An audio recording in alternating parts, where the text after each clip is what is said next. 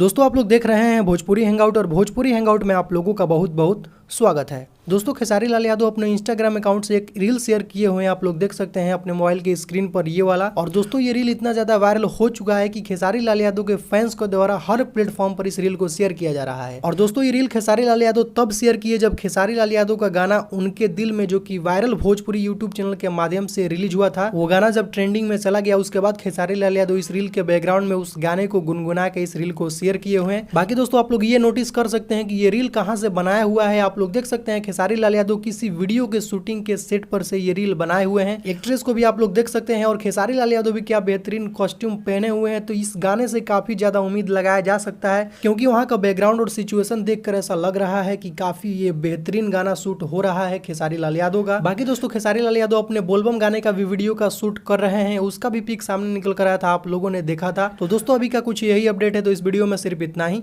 Video पसंद आया हो तो वीडियो को लाइक करें, चैनल पर नया है तो चैनल को सब्सक्राइब करके बेल आइकन को प्रेस करके नोटिफिकेशन को ऑन कर लें। तो मिलते हैं एक नए वीडियो में। Thank you so much.